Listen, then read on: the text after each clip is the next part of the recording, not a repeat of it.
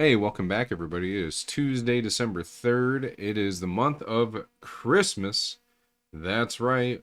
And we got CVC going on right now. We're going to talk a little bit about that. But this video, you clicked on it because we're going to talk about Vulkanos Fumor.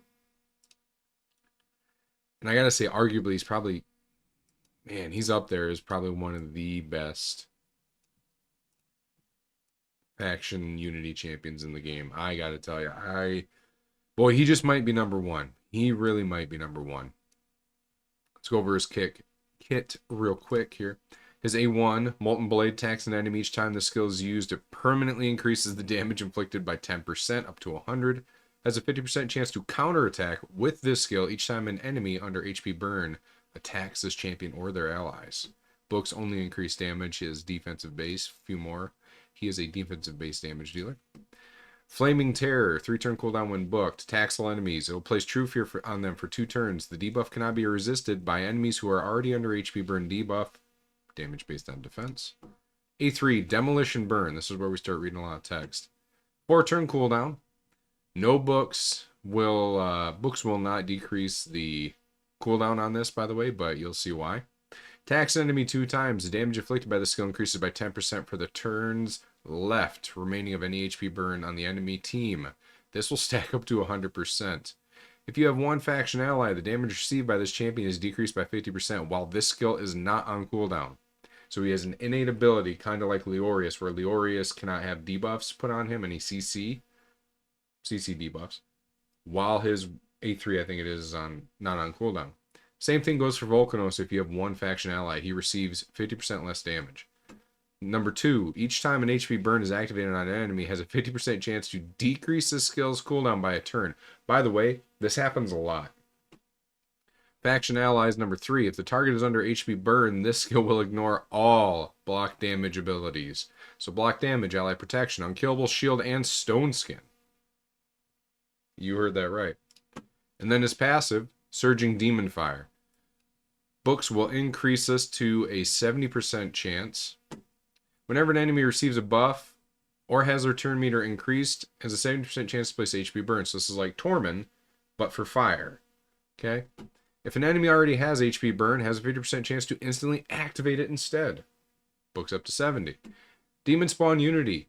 HP burn debuffs placed by this skill cannot be resisted or blocked if you have one faction ally. Okay? So he needs no accuracy as long as you bring one other with him. Number 2, each time an HP burn debuff activates on an enemy, this champion gains 5% ignore defense, stacking up to 100%. You're going to see how I have him built, and you'll understand why because of this. Number 3, places block revive on enemies killed while under an HP burn debuff. And then his aura is defense in all battles by 33%, which is pretty big. Generally they're 30, but since he's faction unity, they're going to give you a little extra. Plus, increases the speed of all allies that are in the Demon Spawn faction by 19%. Pretty good. He's a little slow at 97, but base defense is pretty decent, so is his base HP. Resistance is at 30. Crit damage standard 63%. Pretty good. I already voted on him today, and that's in the video that we'll watch here in just a second, so let me just kind of pull this up. Let's go over his... Let us go over. Sorry. We're going to get rid of. We're going to do that. Okay. So his gear, we're going to go over it here right now. As you can see, I have him in Pinpoint and Stone Skin. That's for a very big reason. You're asking, hey, why don't you have him in Lethal? His innate ability to ignore defense, and it stacks up to the fight, and by the time he takes his turn, he just ignores 100% defense. You don't need lethal on this guy. This guy needs absolutely no lethal, no savage, nothing like that. Not even the little one that I think it does like 15% ignore defense and speed. I have him in Pinpoint because he is, let's just go back here just a little bit. He has to be in Pinpoint. He absolutely has to be in Pinpoint. There's no ifs, ands, or buts about it. Trust me on this. He is a sheep magnet. You got to put him in Pinpoint. And sadly, I don't have that good of Pinpoint gear, period. I was lucky that I had 3 regular standard pieces, and then I had this ring, and I was like, I'll do it. It's the best I can do for what I have right now, and it is with shitty Ascensions. And as you can see as we go over it here, in the video, I go over each piece of gear because the Ascensions can be better. Right here, that needs to roll defense for the Ascension. That has defense. That's good. This one needs to roll defense, so I need to re-roll that. This here needs to be crit damage or defense percent. I don't care which one. Crit damage preferable, I think. These gloves are actually pretty decent. I just wish the flat HP or attack were speed, and then we'd be rolling. We're right here. This is flat defense. I will get this to 6-star and keep it for a while. And then when I have a big thing of dust, I will roll this until it hits defense percent. And then here, this is defense percent. I'll probably keep this for now, but when I get a big thing of dust again, I'm going to roll this till it hits speed. Okay. The ring needs to hit defense. It's actually pretty easy to try and get it on accessories. This amulet I had on Carnage, and I didn't need it on Carnage because Carnage's passive ability for every, I think it's like 2 points of accuracy, gets like, or 3 points of accuracy, gets 1 point of crit damage. So I didn't need this. I put Carnage in an attack accessory because that's all he needs. And then it had decent accuracy rolls on it. But this had like defense rolls. I need to roll that defense up, by the way. But this was amazing for Vulkanos. And then here, this just needs to roll on to defense, and then we're Gucci. We're Gucci Mane. But yeah, that's it for the gear. We'll go over to Masteries here in a second. Now you could bring him down the support tree, but you don't need the accuracy, remember? The only thing I would do on the support tree is probably get Lore Steel and then Master Hexer. So Master Hexer will extend the debuffs for HP burn, which increases his damage and then prolongs the damage in the fight. Okay, but I didn't think he needed that. He is an offensive, defensive champion in my opinion. So personally, Whirlwind of Death, you're going to want that. It's going to make him faster throughout the fight. Shield Breaker is amazing because even though his abilities will start to ignore shields at a certain point, this just increases the damage he's going to do to people under shield buffs. Let's think about that. Cycle of Violence. So with the A3 getting its cooldown reduced by how many times HP burn gets activated, Cycle of Violence with the damage that you'll see it in the video here, this is just going to help put another like cooldown reduction effect into play into that factor. I wish we could differentiate between what procs what. And then we have him down to Helm Smasher. Again, he probably doesn't need Helm Smasher. I was thinking about this. Probably take him down to Flawless Execution. He's going to ignore the defense. You don't need Helm Smasher. This is actually a fuck up on my part. I probably will change this.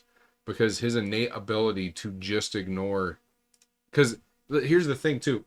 Him ignoring defense doesn't reset like He-Man's stuff does with his buffs.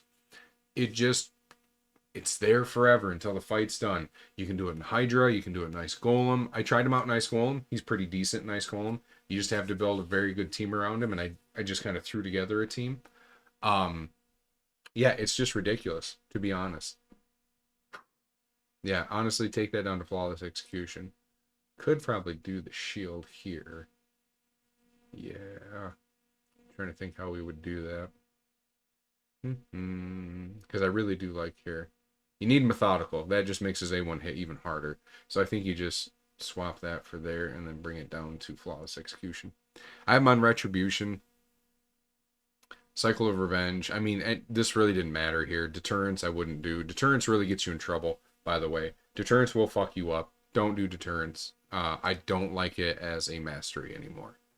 Because, especially for Hydra, he's just going to auto-attack into the Fear Head and then get feared himself. So, let's look at the blessing you would do. Obviously, the blessing that you would put on this guy is Incinerate. HP Burn is really starting to see a surge in the arena meta, live arena tag team and classic.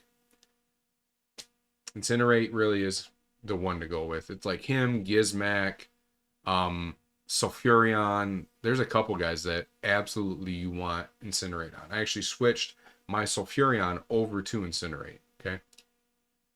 But yeah, if you get him down to a 6-star, it decreases their turn meter if they hear damage by HP burn. I mean, he just makes him... This guy is a big fuck you to your enemies. You understand what I'm saying? That's a big old fuck you. It's wonderful. Okay. Just kind of jump around here. And then I ended up rating him Do what you need to for rating. Hydra, he's amazing. Arena offense and defense, amazing. Faction Wars, amazing. Campaign locations, pretty fine. Iron Twins, he's whatever. In the keeps, Force and Magic, he's pretty decent. Spirit, he's a weak affinity, so it ain't gonna work out. Let's just go down here.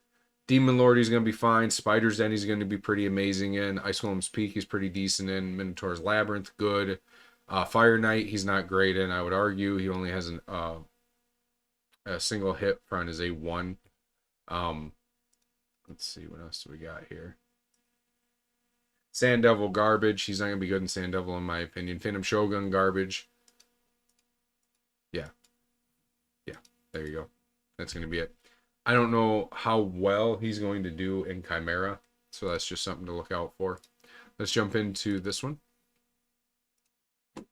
And I'm just going to show you guys some of the fights that we did here. We'll just kind of do this Madden play-by-play. I know it's going a little long. I did not do Hydra because the reset is tomorrow morning, and I didn't want to wait. But let's pause here. We are going to lose. We're actually going to win this fight. I'm so happy I caught this on camera. But did you see what he did? He obliterated them. Look at this. Arbiter's going to... Boom. HP burn, HP burn, HP burn, HP burn. All these guys have procced this. And he's starting to go off. He did get his buff stripped, and so did Carnage. That's just unlucky, 50-50, you know. This actually, I think, saved him, to be honest. I think this saved him from the Gaius initially.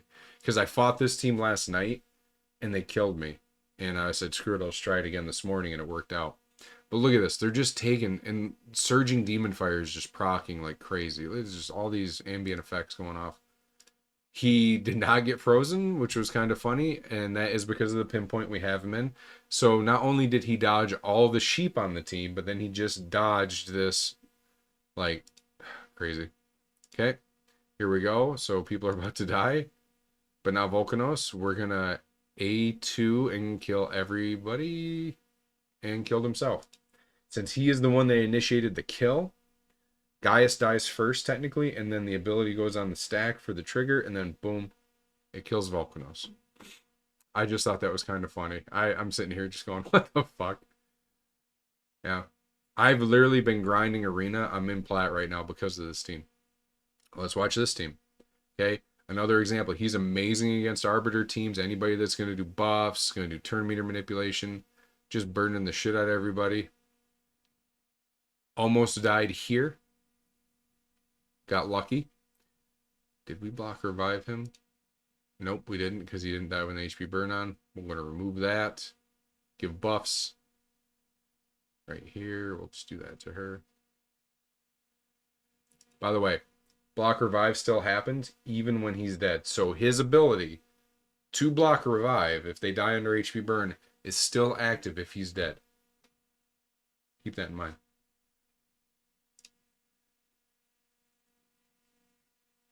Also, Carnage, the synergy between him and Carnage is amazing. They both counterattack when your allies are hit. By the way, this team, we end up beating the shit out of this team. I'm very happy about it. He's actually pretty decent counter against Galathir. We're going to try a strip. Only worked on the damage dealer. But you know what? We're just going to take care of the damage dealer right away. Block revive. He's dead. And then here we go again. We're going to kill Arbiter. And right there, 63k. No decreased defense, nothing. 63k. He A1 counterattacked right there. And then, yeah, Galathir's by himself. He can't do this on his own. He is super screwed. And he just keeps getting HP burn reapplied to him. Now, how much are we going to do? We're not going to know because the fight ends and you can't even see the numbers. It looked like 93,000 or something. Galathir is notoriously tanky. And I'm very happy with that. So I'm going to guess it was 93,000 from what I saw. He's gone. Bye-bye. Here we go. We're starting it off. We win this fight, actually. Got lucky on the buff strip. And here we go. Blocking the passives. Wouldn't even matter with Marichka, except for she does the block damage. If any status ailment that's like a tick damage, like bomb, HP burn, and poison gets put on her team. Well, let's just throw that on her. Okay, it's still going off. Here we go, just A1.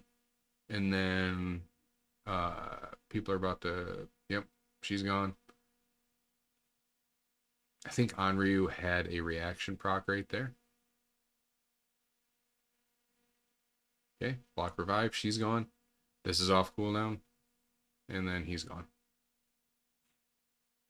I know it said 36,000 right there for how much damage he did, but that's only how much health that guy had left, by the way, so that's why that happened. I mean, we just go through teams. Like, I'm like, all right, we lose to this team. I'm going to show you this team. We end up losing. We get polymorphed and buff stripped, and it is a bummer. So I should have attempted the sleep right there, and then they sheeped us. So boom.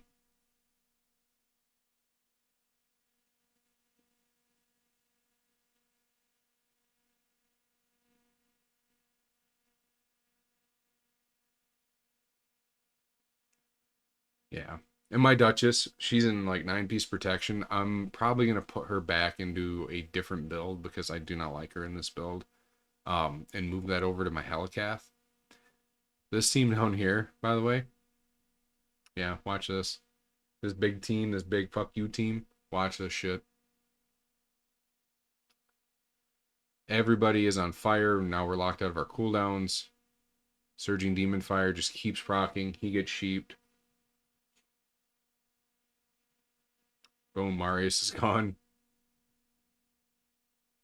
And then right there, look at that. Back off cooldown. We're going to kill the Reviver.